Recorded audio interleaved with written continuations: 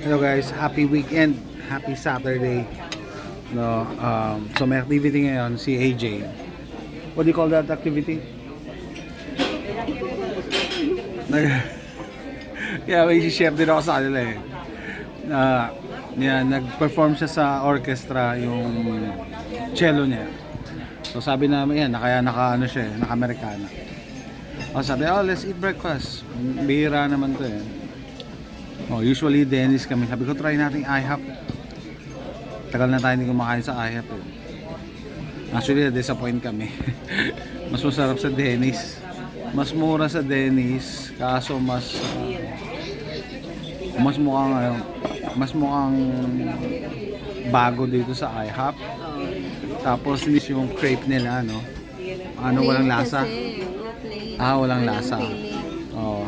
So, tinanong ko yung server kung ganun ba talaga yung crepe nila. Kasi sa Dennis ang sarap eh.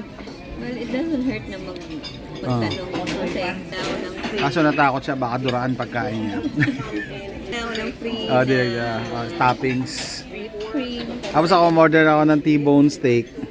Naalala nung nag-steak kami dyan sa Robmag. Order si Charles ng rare. Talagang ilang beses ko pinigilan, Charles, sigurado ka.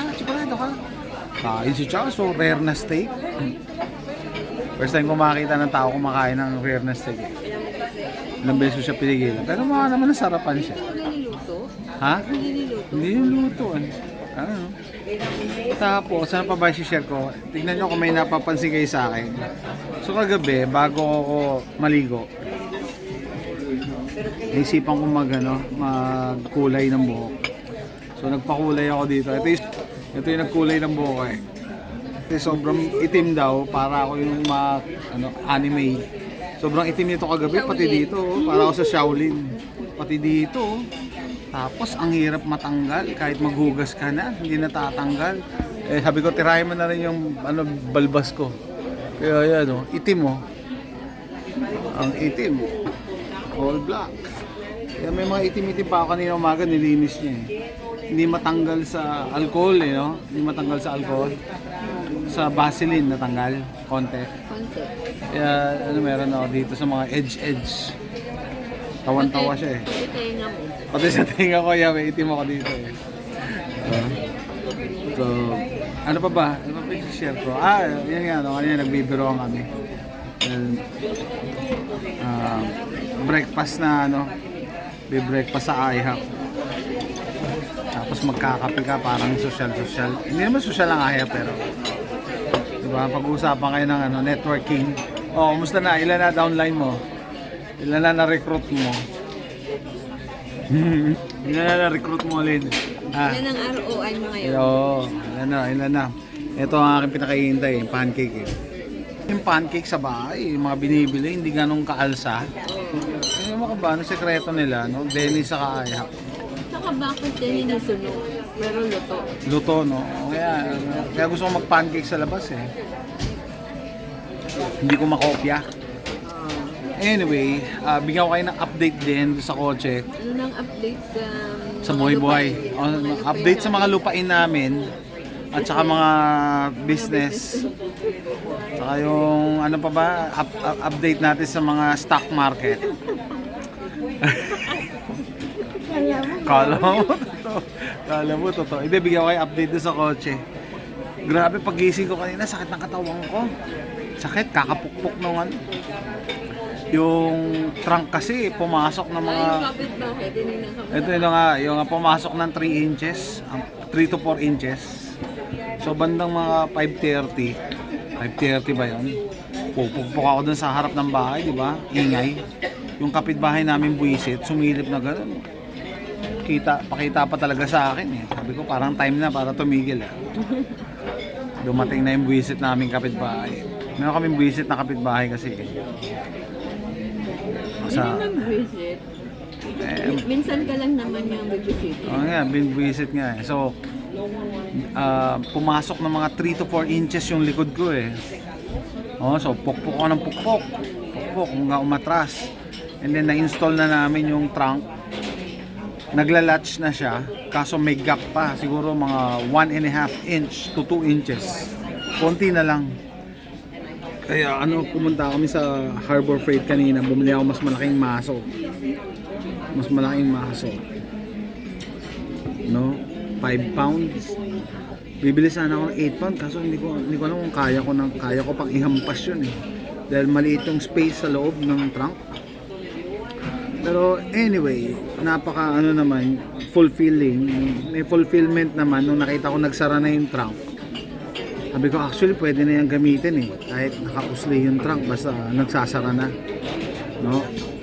Kakabit ko na lang yung... Nagla-latch na. Oh. Hindi siya bubukas pag... Hindi bubukas. Oh. Pag nag-deny. Hindi. Naalala ko sa Mabubuksan mo rin. Oo. Power lock nga yun. Naalala ko sa Pilipinas ko yung una kong kotse, 1998 Nissan Sentra. Nung nabangga ako sa likod, pinayos sa talyer eh. Every time malulubak, bumubukas yung likod eh. Hindi maayos-ayos ang talyer, hindi ko alam bakit. Madali lang pala yun, adjust mo lang yung locking system. Anyway, so ngayon ang update. Sakit ng katawan ko. Pwede pag nag-vlog ka, huwag kang gumamit ng anyway. Anyway. Yun ang comment ko ngayon. Kontrabida ka. It's good. So- Thank you. So, dahil dito, may fulfillment naman pagka may nakita kang improvement sa ginagawa mo. Yun ang pinakamahirap na part kasi, yung trunk. Yung bumper, madali na lang yun eh. Tsaka ilaw. Tinest-fit ko na yung ilaw eh. Kasya na eh. Yung na lang. Problema talaga yung trunk. Mahirap pala mag bodywork. Lalo na pag kulang ka sa gamit. Kailangan kasi ng puller eh. Dahil napipipa pa loob eh. Hinihila yan ang machine. Ikaw ang gagamit ng anyway. So, Oh, kakapukpuk lang ako eh. Mano-mano eh. So, ang magiging challenge dyan kung magsisil. Malamang hindi yan magsisil eh. Kasi hindi ko mapupukpuk talaga ng, sa normal na human lang. Ano sabi ng guys ha? Ha? Guys, walang guys. Girls, pwede? Girls lang. Girls. Okay. So, ayun yung update. Ano ngayon? Saturday. Abi ko, 1 week na ako hindi nagtatrabaho. Siguro, gusto ko na ma-install, no? Ayoko, sabi ni miss ko, gamitin ko daw yung Explorer. Sabi ko, sayang. Ayoko gamitin yung Explorer. Sayang naman. Ano ko lang. Tsaka, matipid sa gas yung Nissan Sentra eh. No, we can finish it. Dati ayaw ko nung Nissan Sentra, no? Pero na-realize ko, no, for the price na binayad namin sa kanya, nakadalawang aksidente na ako dyan. Tumatakbo pa din, di ba? Tapos, yun nga, for the price na binayad namin, ang laking pakinabang. Tumitingin ako sa marketplace. May mga mura. Kung tutusin, pwede akong bumili, no? Kaso sayang kasi ito, tumatakbo pa. At saka, mas alam ko yung yung mga parts niya na dami ko nang pinaltan dyan na maganda kaysa susugal uli ako sa used market, no? I think blessing natin yun, itim mo.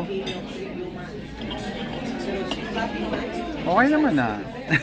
Pero kanina pag-iisip ko yan, itim yan. Sabi ko sa misis ko, sana pala initiman mo na para hindi magmukhang malapad yun ako. Itiman mo na ganyan. Kaso nakakatawa eh. Halata pag malapitan. Parang may pentel pen. No, parang pinendal pen. Lagyan natin yung mata mo. Sabi ko, lagyan mo ako dito para magmukha akong panda. Yan, ganyan. O kaya bigote. Na sophisticated. Sophisticated ang dating. Meron pantira eh. Kalahati lang yung nagamit namin eh. Pero itim na Tagal-tagal ko na hindi nagkulay. Pero sabi ko, try nga natin magkulay. Try ko nga. Okay naman Did I look younger? Baby ka dyan. Sasabihin ko na yung ayaw mo mong sabihin. Huwag mo, masisira ang buhay mo. Huwag mo sasabihin. Ay, nako. Mag-vlog ka na hindi mo sinasabi. So, Saturday morning, hindi ko alam kung kaya ko ituloy ngayon yung bodywork. Nasa bodywork na ako eh.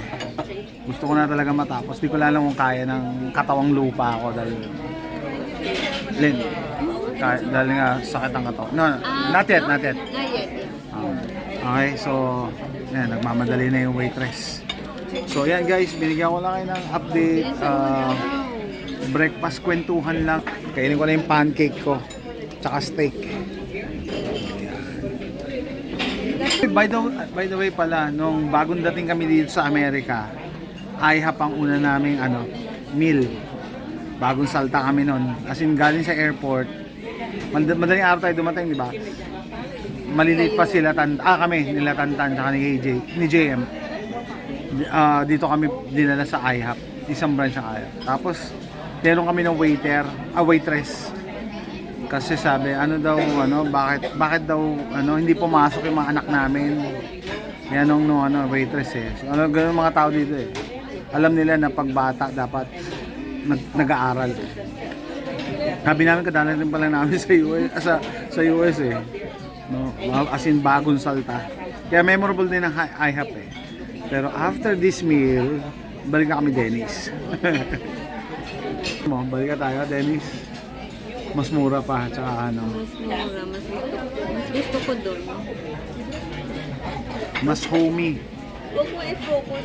Ang gaganyan lang. Para kang witness protection program eh. Para kang nasa witness protection program yan. Ayaw ko nang nasa... Tapos, kala ko kasi, kala ko ihahatid lang namin si AJ, dadrop off pabalik. Tapos nagaya nga itong kumain. Sabi ko, problema, nakapajama ko eh. Sabi niya, uwi muna tayo. Sabi ko, hindi na, naka-jacket naman ako, hindi makita eh. No? Paano yan makikita yung pajama mo? Hindi na, bibilisan ko na lang maglakad. Kaya nakapantulog lang ako. Anyway, siya. Mapipigilan mo. Okay, so ayun na, natapos na. Pagkwentuhan lang ako sa inyo. Happy weekend guys. Saturday morning dito sa IHOP. Bye.